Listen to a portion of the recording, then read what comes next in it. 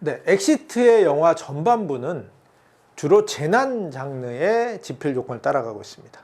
재난 장르는 아까 말씀드린 것처럼 질서 회복 장르입니다. 그러니까 질서가 먼저 파괴되고 그 질서가 파괴된 질서를 다시 회복하는 장르예요. 여기서 그러니까 보통 질서 회복 장르에서 제일 먼저 생각해야 될 게 뭐냐면 질서를 파괴한 자가 누구냐?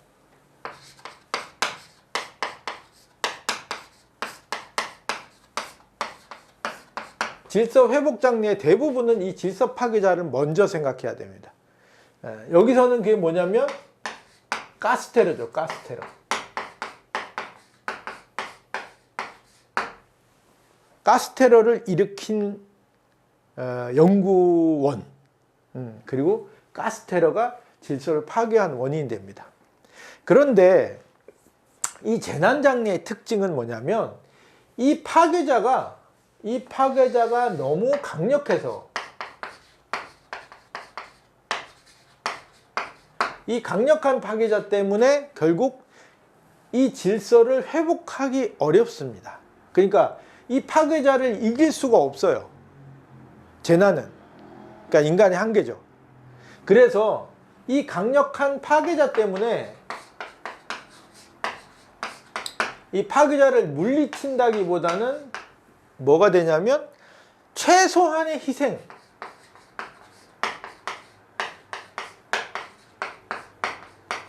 또는 최대의 구출,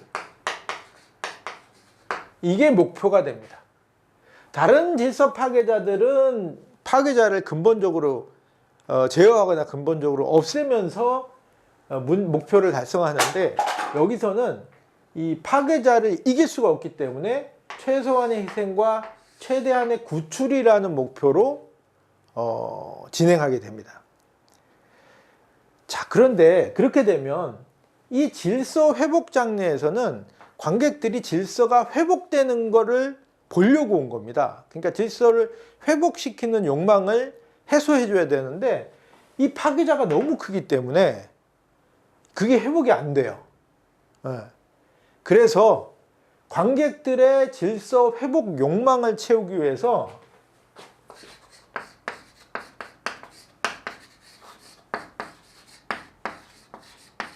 이 욕망을 채워주기 위해서 새로운 악당을, 그러니까 이 강력한 파괴자 말고 새로운 악당을 만들어줍니다. 이 악당은 이 희생이나 구출을 막는 사람이죠.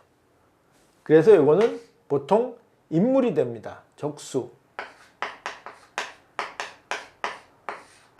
예를 들면 부산항이 재난 영화인데, 부산항에서 김우성 배우가 했던 역할 생각나시죠?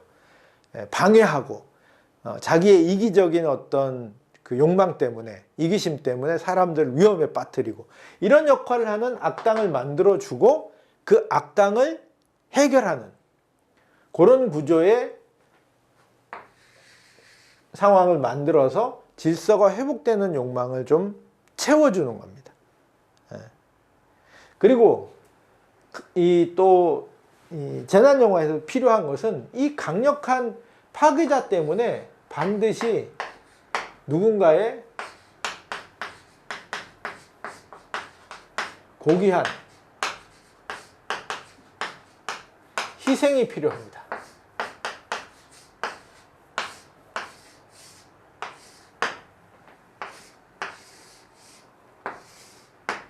그래서 재난 영화에서는 제일 중요한 이 강력한 파괴자, 그 다음에 이 파괴자와는 달리 사람들로 만들어진 적수, 그리고 누군가의 고귀한 희생, 이 희생이 있어야 이 재난 영화가 재미있게 만들어집니다. 그러면 자세하게 그 지필 조건을 하나씩 살펴보면서 어떻게 극한 직업이 아니라 엑시트에 이 재난 영화가 적용됐는지 한번 살펴볼게요. 첫 번째로 아까 얘기했듯이 공동체를 위협하는 위기 상황, 이게 제일 첫 번째입니다.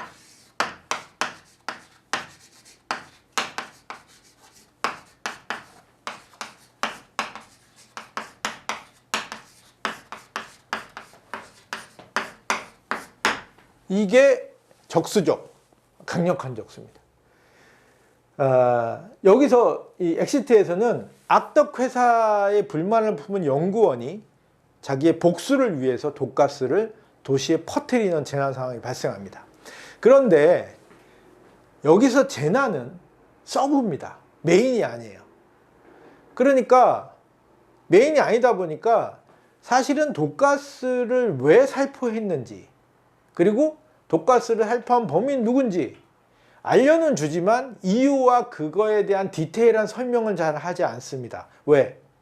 결국 관객의 관심은 독가스 테러가 왜 일어났나 보다는 그 독가스 테러 위험에 빠진 다음에 주인공들이 어떤 행동과 어떤 감정선을 갖게 되는가에 집중하고 있기 때문이에요. 그래서 실제로 이 영화에서 그 독가스를 퍼뜨린 연구원은 그냥 독가스를 퍼뜨리고 그 자리에 죽습니다. 네. 그러니까 그리고 어느 정도의 그 악덕 기업으로부터 피해를 받았는지 이런 것도 자세하게 설명하지 않아요. 네. 그거는 서브기 때문입니다. 중요하지 않기 때문에. 하지만 재난 영화에서는 이게 제일 먼저 필요하다. 네. 재난의 종류죠.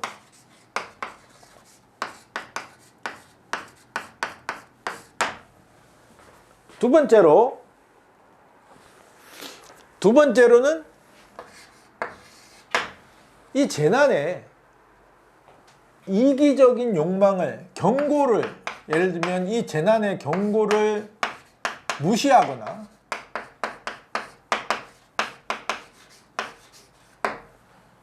이기적인 욕망을 관철시키는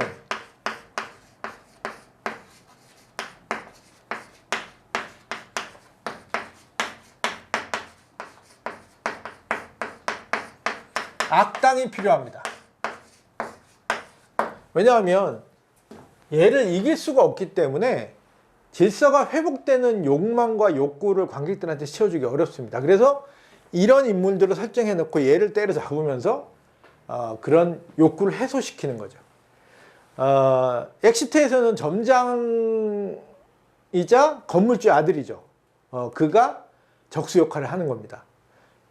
비굴한 모습을 보인다거나 아니면 방독면을 감춘다거나 이런 찌질한 악당으로 등장하죠. 그런데 역시 서브이기 때문에, 이게 메인 장르가 아니기 때문에 서브이기 때문에 이 악당이 크게 부각되지 않습니다. 그리고 이 악당을 마지막에 그냥 의주가 한 방 먹이는 정도로 욕망을 해소시켜 주죠. 요거는 서브이기 때문에 그렇습니다. 서브는 뭐라고요? 서브는 캐릭터에 영향을 주는 거예요. 캐릭터. 지금 이 캐릭터를 잘 설명하는 모험과 세팅을 만들어주기 위해서 재난이라는 장르를 활용하고 있는 겁니다. 그 다음에 세 번째, 재난 영화에서 세 번째로 중요한 지필 조건이 뭐냐면 주인공의 능력입니다.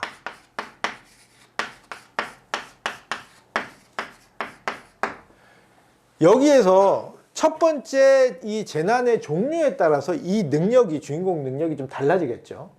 그런데 여기서는 가스 테러는 어떤 가스의 속성상 아래서부터 위로 차오릅니다.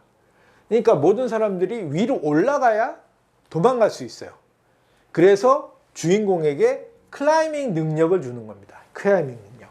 그리고 사람들이 이 가스 테러 때문에 옥상으로 올라가고 옥상에서 헬기로 구조되는 방법밖에 없어요. 그러니까 옥상으로 올라가야 되고 고립되어 있어야 되기 때문에 이 사람들을 리딩하는 그런 리더가 필요하죠. 그래서 산악훈련을 받았던 그들이 어떤 의협심을 가지고 클라이밍하는 기술을 통해 가지고 사람들을 구출하게 되는, 그러다가 둘이만 남죠. 어쨌든 그 주인공의 능력이 필요하고요. 네 번째로는 아까 말씀드린 대로 이 영화는 이 재난 영화는 이 재난을 완전히 극복하거나 완전히 막거나 이럴 수가 없어요. 그러니까 재난은 재난대로 다가옵니다. 그래서 아까 최소한의 희생으로 재난을 극복하거나 또는 최대한 많은 사람들을 구출하는 이야기로 넘어가야 돼요, 목표가. 그러다 보니까 그 과정에 막기 어려운 적수와의 싸움에서 어떤 희생이 꼭 필요합니다. 고귀한 희생이. 바로 그게 눈물 포인트가 되기도 하는데요. 여기 엑시트에서는 이게 서브 장르이기 때문에 아까도 말씀드렸지만 다 시리어스한 상태로 등장하지 않습니다. 모든 것들이. 그리고 고귀한 희생도 마찬가지예요. 여기서 희생은 누가 하느냐? 의주가 시작하죠. 용남의 가족들과 사람들이 이제 구출되는 상황이 돼요. 용남에 열심히 클라이밍을 해가지고 그 상황에서 누군가 내려야 되고 누군가 다 못하는 상황이 됩니다. 그때 의주가 스스로 구조되길 포기합니다. 그리고 그 모습에 감동받은 용남이 다시 의주와 함께 남게 되죠. 그래서 이렇게 자발적인 희생으로 처리함으로써 재난 영화의 지필 조건을 채워줍니다. 그리고 이 두 사람의 희생이 바로 메인 장르로 넘어가는, 로코로 넘어가는 연결구조 역할을 해주죠. 그 다음에 재난 영화에서 마지막으로 중요한 지점이 뭐냐면 통제력을 획득하는 겁니다.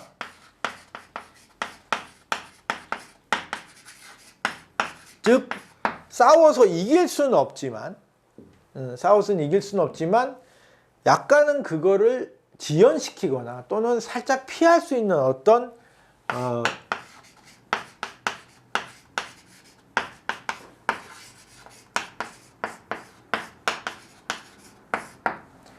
구조 또는 원리를 이해하는 겁니다. 여기서도 그 독가스가 그 가스니까 이 바람이나 어떤 그 흡입이나 이런 거에 의해서 가스가 움직이기도 하고 퍼지기도 하고 이러죠. 그래서 여기서는 중요한 장면이 예를 들면 뭐 환풍구를 통해 가지고 안전하다고 생각되어 있는 그 옥상에 환풍구로 가스가 배출돼 갖고 그 옥상이 위험해지는 이런 상황이 발생하기도 하고요. 그리고 영화의 클라이막스 지점에 많은 드론들이 등장해 가지고 바람을 일으켜서 독가스를 차단하는 그런 장면도 나옵니다. 그리고 또 한 가지는 이 독가스가 물에 녹는다는 사실을 알게 되죠. 그래서 사람들이 막 그 소방 호스를 뿌리고 물 뿌리고 실제로 또 가스의 상처에 물을 뿌리고 하는 장면이 나옵니다. 그리고 마지막 장면에 이 독가스 위험이 모두 사라지는 장면이 바로 두 사람이 마지막에 데이트를 서로 약속하고 서로를 마주 서서 바라보는 장면에 비가 내리기 시작하죠. 그래서 독가스 위험이 완전히 사라졌다. 이런 거를 표현해 주고 있습니다. 여기까지가 이 전반에 그 사용된 재난 장르의 특별한 지필 조건들입니다. 여기까지 전반을 살펴봤고요. 다음 시간에 후반 로코를 한번 살펴보겠습니다.